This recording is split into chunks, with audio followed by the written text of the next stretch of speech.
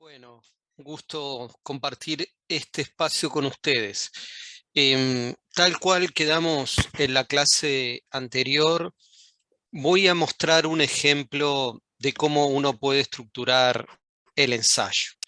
Voy a compartir pantalla de un archivo que también les va a, a llegar a ustedes, que justamente está aquí. Este es un archivo, un PDF donde, bueno, aparece toda la información del contenido del curso, y a su vez tienen en detalle la consigna del ensayo. ¿Tá? Em, y tal cual quedamos, me voy a referir a un ejemplo para entender los alcances y ayudar a intercambiar con los casos de ustedes.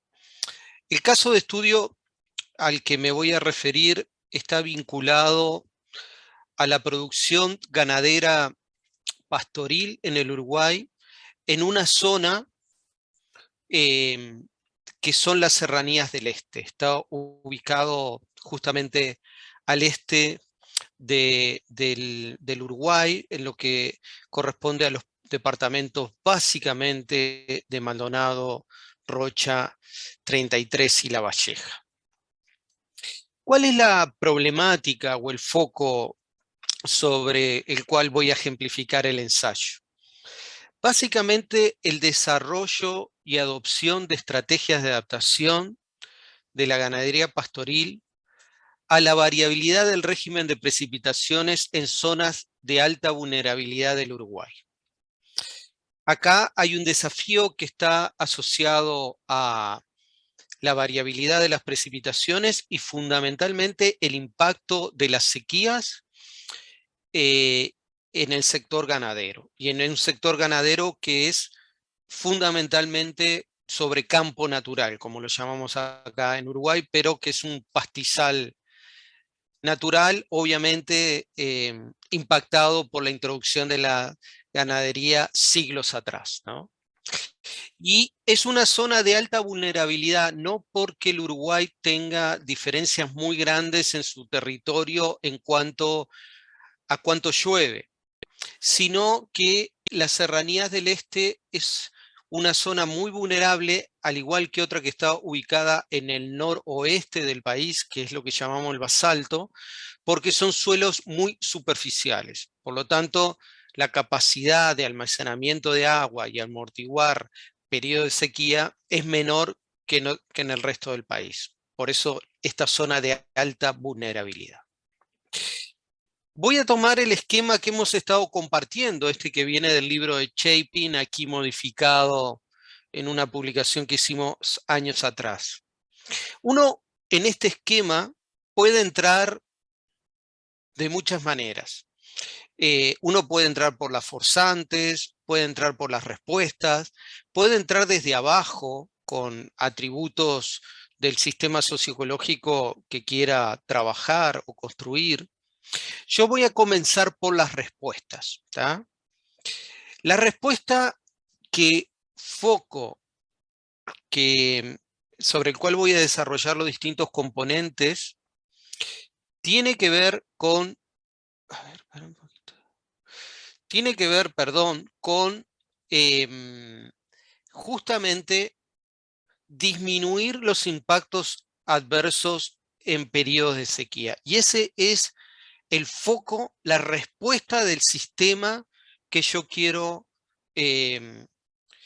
justamente concentrar todos mis esfuerzos. Entiendo que en la actualidad tengo impactos muy altos en periodo de sequía en este sector y quiero mejorar sustancialmente esa performance durante ese contexto tan particular del régimen de lluvias.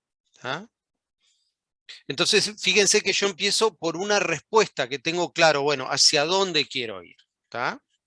Después, hacia el final, me voy a detener de nuevo si estoy hablando de un ejemplo de persistencia o de transformación.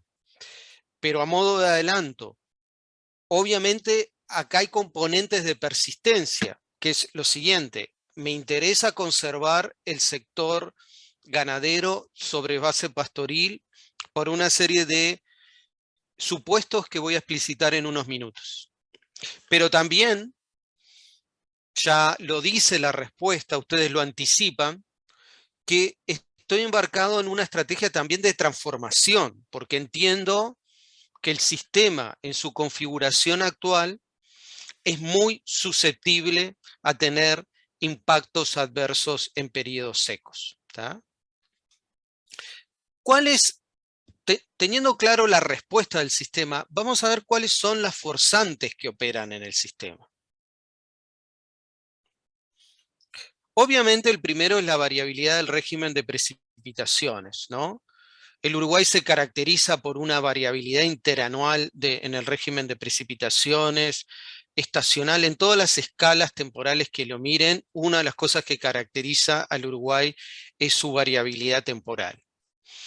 Pero tenemos una tendencia muy clara en el registro histórico, en el cual nos dice que tenemos una tendencia bastante clara y notoria a que en el país, en el balance anual, es decir, las precipitaciones anuales acumuladas tienen una tendencia muy positiva, es decir, hay una tendencia a largo plazo que en términos anuales cada vez llueve más en el Uruguay.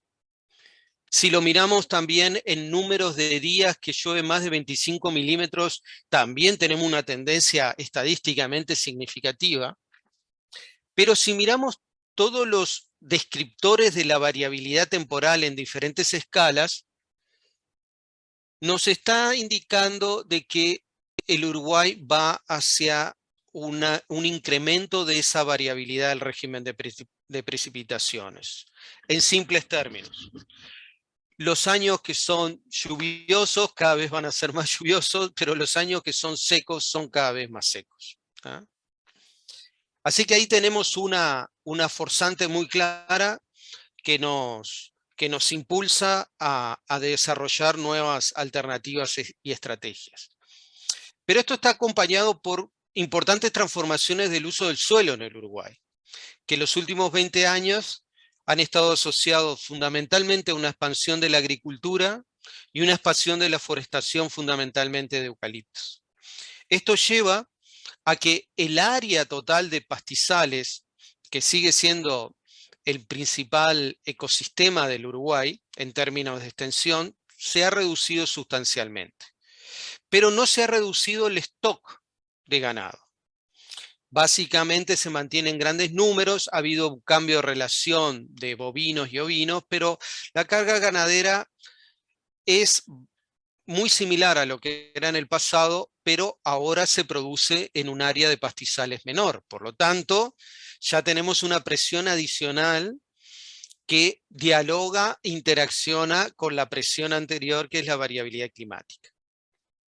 Por otro lado, tenemos a nivel internacional una dinámica de precios y cambios en la cadena de comercialización muy importantes, que interactúan con la siguiente forzante, que es el combate de la forestación y producción ganadera asociado a nivel global, vinculado fundamentalmente a la agenda climática. En estas dos forzantes, ¿qué es lo que está ocurriendo? Lo que está ocurriendo es que comienza paulatinamente a prestarse mayor valor o mayor reconocimiento a lo que es una ganadería sustentada sobre pastizales naturales, ¿no? Obviamente, más allá de todas las transformaciones de uso de suelo, pérdidas de biomas como la Amazonas para producir carne, etcétera, hay también un componente que tiene que ver con características de la carne, de la ganadería pastoril y sobre todo sobre eh, pastizales naturales, que tiene características muy diferentes, tiene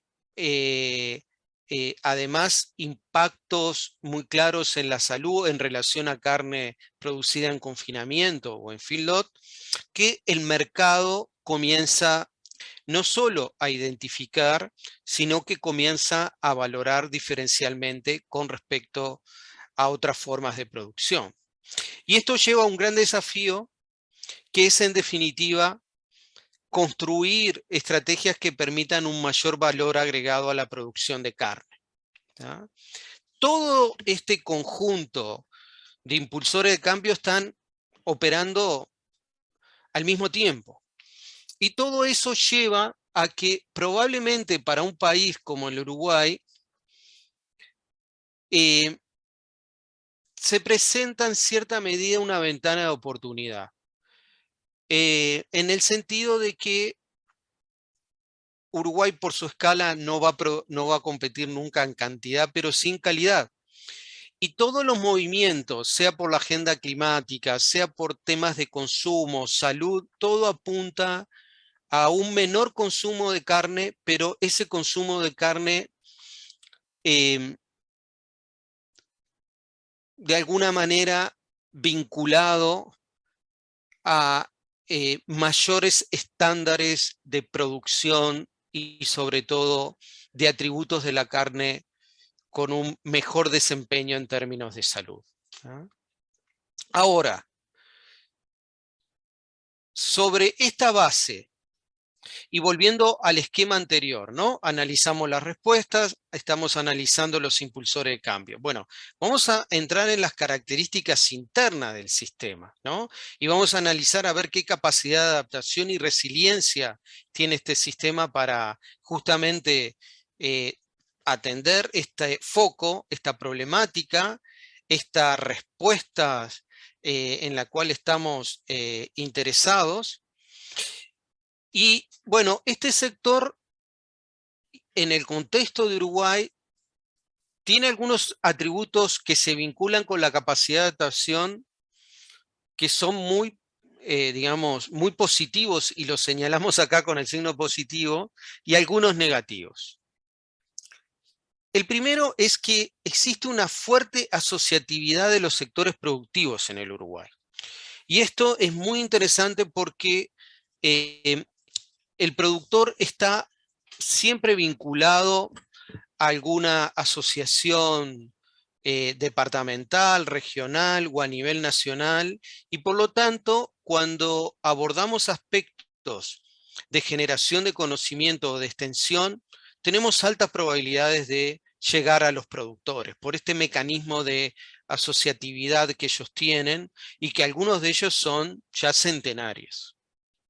El otro aspecto muy importante es que hay un fuerte apoyo técnico de la institucionalidad pública a este tema y que cuando se canaliza a través de los mecanismos de las gremiales puede llegar a ser muy efectivo. Y eso se construye y se apoya sobre una gran capacidad de generación de conocimiento y aprendizaje que tiene el sector académico en su sentido amplio. Me estoy refiriendo tanto a aquellos grupos que están localizados en la universidad como en el Instituto Nacional de Investigaciones Agrícolas, etcétera. Aquí hay un errorcito que ya voy a arreglar de este archivo. Pero hay algunos elementos que, que es negativo, ¿no? En este sector. Y ya paso a compartirlo con ustedes.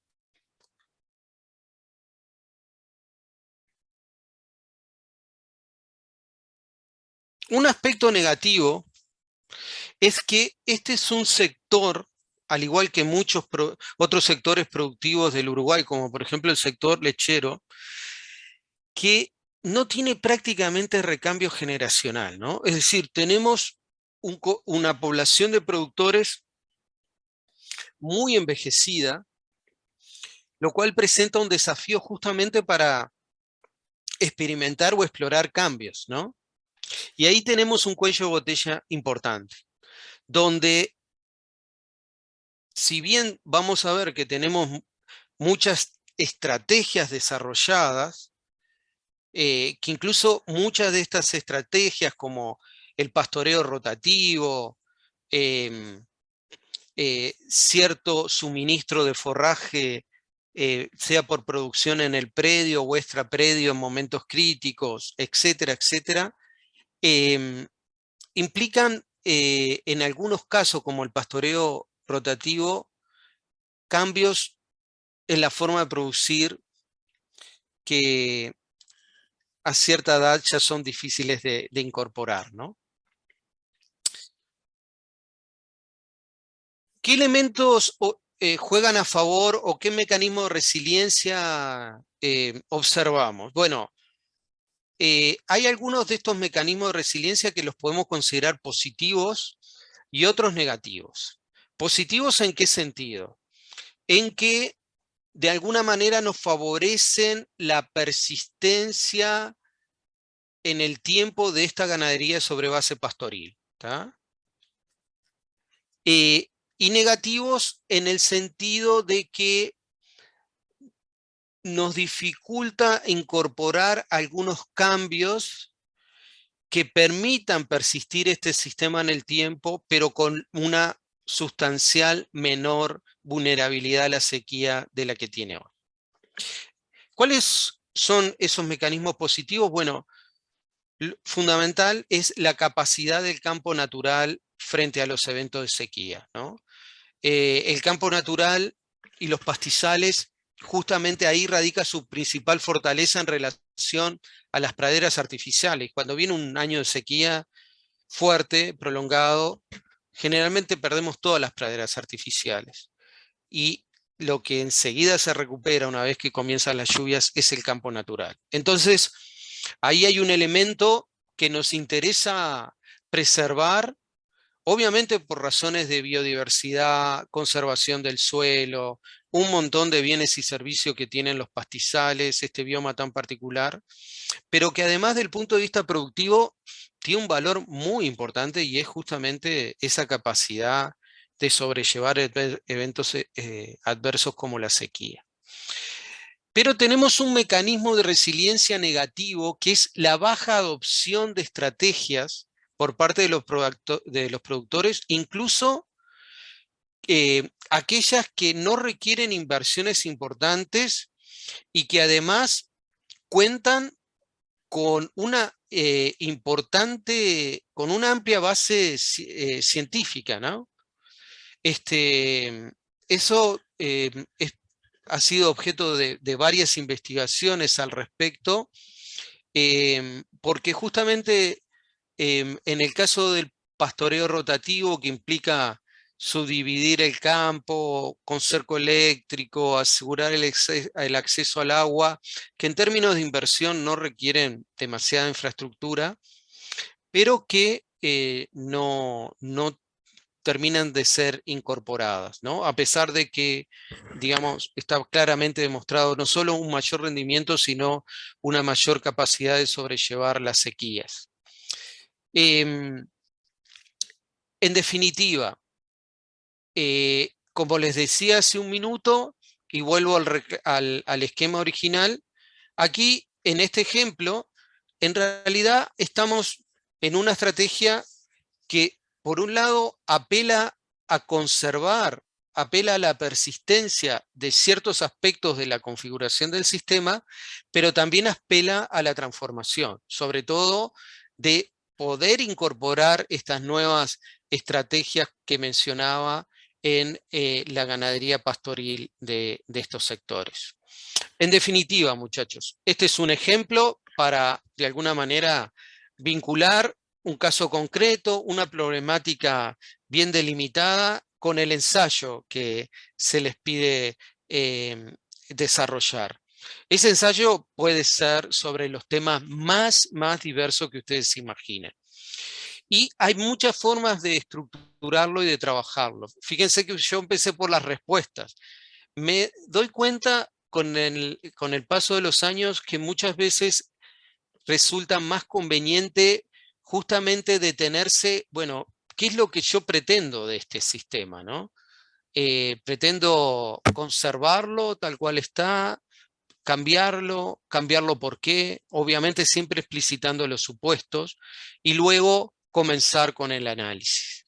Lo importante, muchachos, es que, y es algo que les puede presentar dificultad, es entender qué son forzantes o factores externos y qué son factores internos. ¿Tá? Eso a veces puede generar un poquito de confusión, por eso utilicé este caso, porque, bueno, ahí aparece claramente delimitado qué es exposición y qué son los capitales naturales, sociales y económicos que tiene este sistema. ¿Tá? Luego, más hacia adelante en el curso vamos a tomar de nuevo estos puntos para, sobre todo cuando vemos distintas estrategias y se concentran en la vulnerabilidad o construcción de capacidad de adaptación o transferencia, bueno, sobre qué supuestos se construyen esas estrategias. ¿Tá? Dejamos por acá y bueno, nos vamos a ver mañana en clase. Les mando un gran abrazo.